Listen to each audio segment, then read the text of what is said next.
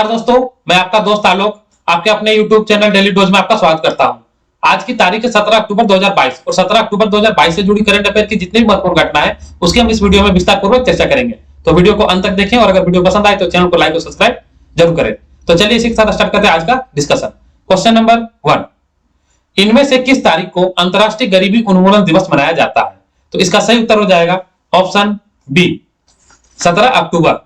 17 अक्टूबर 1987 को गरीबी, भूखमरी और हिंसा से पीड़ित व्यक्तियों को सम्मानित करने के लिए पेरिस के ट्रोकाडेटो में इकट्ठा हुए लोगों द्वारा गरीबी को मानव अधिकार के उल्लंघन से रूप में घोषित कर दिया गया।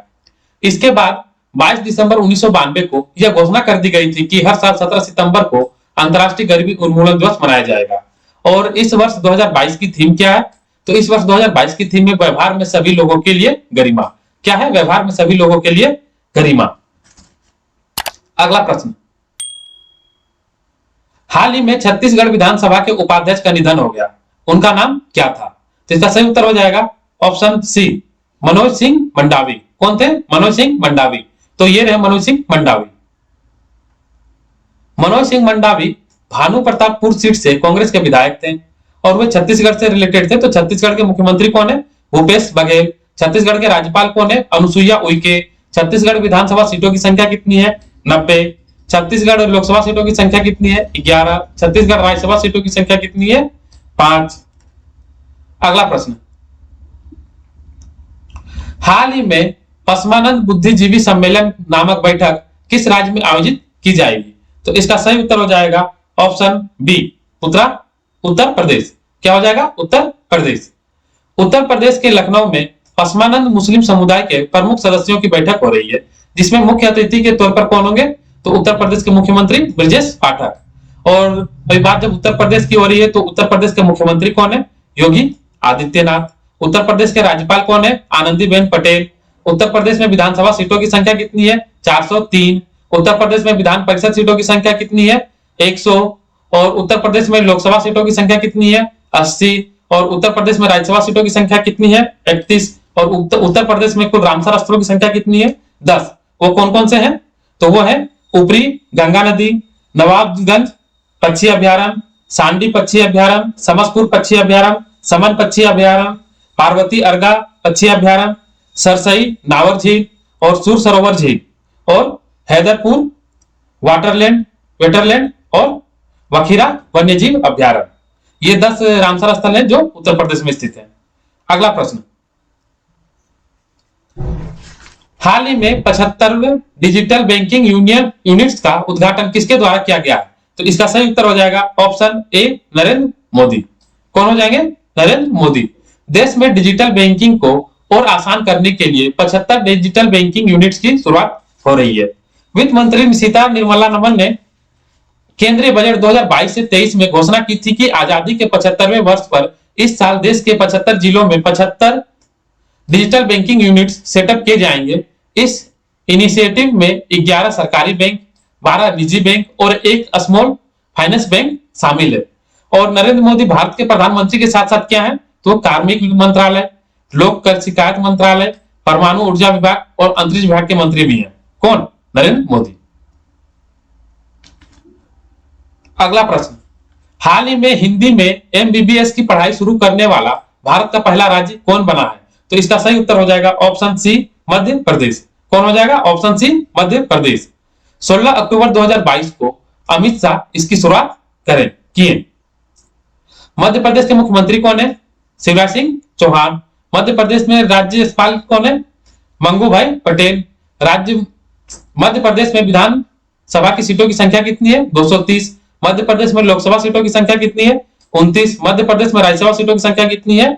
11। और मध्य प्रदेश में रामसर स्थलों की संख्या कितनी है? 4। वो कौन कौन से हैं? वो है भोज आर्द्रभूमि, सांख्य सागर, यशवंत सागर और सिरपुर पक्षी अभ्यारण्य। अगला प्रश्न, हाल ही में गृह मंत्री अमित शाह ने मध्य प्रदेश के किस हवाई अड्डे पर नए टर्मिनल की आधारशिला रखी है? तो इसका सही उत्तर हो जाएगा ऑप्शन सी ग्वालियर। क्या हो जाएगा? Option C Gwalior.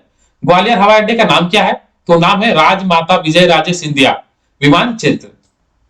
और मध्य प्रदेश में कुल हवाई अड्डों की संख्या कितनी है? 8। जिसमें से 5 शुरू है, वो कौन कौन से हैं? भोपाल, जबलपुर, खजुराहो, इंदौर और ग्वालियर। और 3 बंद कौन कौन कौन है? वो है खंडवा, पन्ना और सतना। अगला प्रश्न, हाल ही में उच्च शिक्षा में राष्ट्रीय शिक्षा नीति 2020 लागू करने वाला पहला राज्य कौन बना है? तो इसका सही उत्तर हो जाएगा ऑप्शन डी, उत्तराखंड। क्या हो जाएगा? Option D, Uttarakhand. बाल वाटिक में से आरंभिक शिक्षा में उत्तराखंड देश में सबसे पहले राष्ट्रीय शिक्षा नीति 2020 लागू करने वाला पहला राज्य बना था। ये बाल वाटिका क्या होता है? तो बाल वाटिका में प्राइमरी शिक्षाएं दी जाती है। केंद्र शिक्षा मंत्री अभी कौन है? धर्मेंद्र प्रधान, जिन्होंने ये प्रोग्राम लागू किया।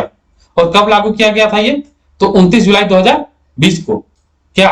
नई शिक्षा नीति, राष्ट्रीय शिक्षा नीति कब आई थी? तो 29 जुलाई 2020 को।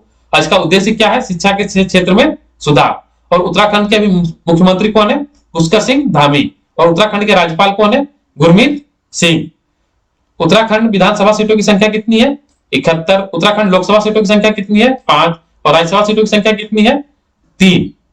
और ये रहे शिक्षा मंत्री धर्मेंद्र प्रधान। और उत्तराखंड में रामसर स्थलों की संख्या कितनी है? तो वो है 1। उसका नाम क्या है? आसन कंजर्वेशन रिजर्व। अगला प्रश्न, फेनिस्टा ओपन नेशनल टेनिस चैंपियनशिप 2022 में पुरुष एकल खिताब किसने जीता? तो इसका सही उत्तर हो जाएगा ऑप्शन ए, मनीष सुरेश कुमार। कौन जीता? मनीष सुरेश कुमार। और मनीष सुरेश कुमार ने किसे हराकर यह पुरस्कार जीता? तो इसे हराए थे दिग्विजय प्रताप सिंह को। और दिग्विजय प्रताप सिंह ने विष्णुवर्धन को हराकर सेमीफाइनल में जगह पक्की की थी। और मनीष सुरेश कुमार ने सेमीफाइनल में चिराग दुहान को हराकर अपनी जगह फाइनल में पक्की की थी। और ये रहे इमेज में मनीष सुरेश कुमार। अगला प्रश्न, हाल ही में ट्राई द्वारा जारी किए गए रिपोर्ट के अनुसार भारत में किस कंपनी की औसतन 4G डाउनलोडिंग स्पीड सबसे अधिक है? तो इसका सही उत्तर हो जाएगा ऑप्शन सी, जियो। क्या हो जाएगा? ऑप्शन सी, जियो। ट्राई का फुल फॉर्म क्या होता है? Telecom regulatory authority of India. Try की स्थापना कब हुई थी? 20 फरवरी 1997 को। इसका मुख्यालय कहाँ है? नई दिल्ली में। इसके अध्यक्ष कौन है? रामसेवक शर्मा। इसके सचिव कौन है? सुनील कुमार गुप्ता। और रिलायंस जियो के चेयरमैन अभी कौन है? आकाश अंबानी। कौन है? आकाश अंबानी। अगला प्रश्न, हाल ही में एस रवि कुमार ने किस कंपनी के अध्यक्ष पद से इस्तीफा दे दिया? तो इसका सही उत्तर हो जाएगा ऑप्शन बी, क्या? इन्फोसिस। क्या हो जाएगा? इन्फोसिस। और इन्फोसिस की स्थापना कब हुई थी? 2 जुलाई 1981 को। इसका मुख्यालय कहाँ है? बेंगलुरु में। और इसका वर्तमान अध्यक्ष कौन है? मोहित जोशी। और ये रहे एस रवि कुमार। अगला प्रश्न, Fenesta open national tennis championship 2022 में महिला एकल खिताब किसने जीता? तो इसका सही उत्तर हो जाएगा ऑप्शन ए, वैदेही चौधरी। कौन? वैदेही चौधरी। वैदेही चौधरी ने साई संहिता चमारथी को हराकर यह पुरस्कार जीता। ठीक है, मतलब फाइनल किसके किसके बीच हुआ था? साई संहिता चमारथी और वैदेही चौधरी के बीच, जिसमें विनर कौन रही? वैदेही चौधरी। और रनर कौन रही? तो साई संहिता चमारथी। ठीक है, और तो ये रही वैदेही चौधरी। अगला प्रश्न, हाल ही में जल जीवन मिशन लक्ष्य प्राप्त करने वाला पहला राज्य कौन बना है? तो इसका सही उत्तर हो जाएगा ऑप्शन डी, तमिलनाडु। कौन हो जाएगा? Option D, Tamil Nadu. तमिलनाडु के मुख्यमंत्री कौन है? एम.के. स्टालिन। तमिलनाडु में राज्यपाल कौन है? आर.एन. रवि। तमिलनाडु में विधानसभा सीटों की संख्या कितनी है? 235, जिसमें से 234 चुने जाते हैं और एक मनोनीत राज्यपाल द्वारा किए जाते हैं। तमिलनाडु में लोकसभा सीटों की संख्या 39। तमिलनाडु में राज्यसभा सीटों की संख्या 18। और तमिलनाडु में रामसर स्थलों की संख्या कितनी है? 15। भारत में सबसे अधिक रामसर स्थल वाला राज्य कौन सा है? वो है तमिलनाडु। टोटल 15 है। अगला प्रश्न, हाल ही में किस देश के वित्त मंत्री क्वासी क्वार्टेगो ने अपने पद से इस्तीफा दे दिया है? तो इसका सही उत्तर हो जाएगा ऑप्शन बी ब्रिटेन। कौन हो जाएगा? Option B Britain. तो ये रहे इमेज में क्वासी क्वार्टिगो। ब्रिटेन के प्रधानमंत्री कौन है? Liz truss. ब्रिटेन की राजधानी क्या है? लंदन। ब्रिटेन की मुद्रा क्या है? पाउंड। और अभी ब्रिटेन की महारानी एलिजाबेथ का निधन हो गया है। अगला प्रश्न, हाल ही में भारत के कौन महान क्रिकेटर फिल्म प्रोडक्शन हाउस बना रहे हैं? तो इसका सही उत्तर हो जाएगा option A M S Dhoni. कौन? M S Dhoni. धोनी के प्रोडक्शन हाउस का नाम क्या है? Dhoni entertainment private limited. क्या नाम है? Dhoni entertainment private limited. इस प्रोडक्शन हाउस में केवल मलयालम, कन्नड़, तमिल और तेलुगु मूवी बनाई जाएगी। महेंद्र सिंह धोनी दुनिया के एकमात्र ऐसे कप्तान हैं जिन्होंने आईसीसी टूर्नामेंट के तीनों ट्रॉफियां जीत चुके हैं। और इमेज में ये रहे महेंद्र सिंह धोनी। अगला प्रश्न, हाल ही में चिली के किस शहर में ज़ोंबी वॉक नामक कार्यक्रम आयोजित किया गया है?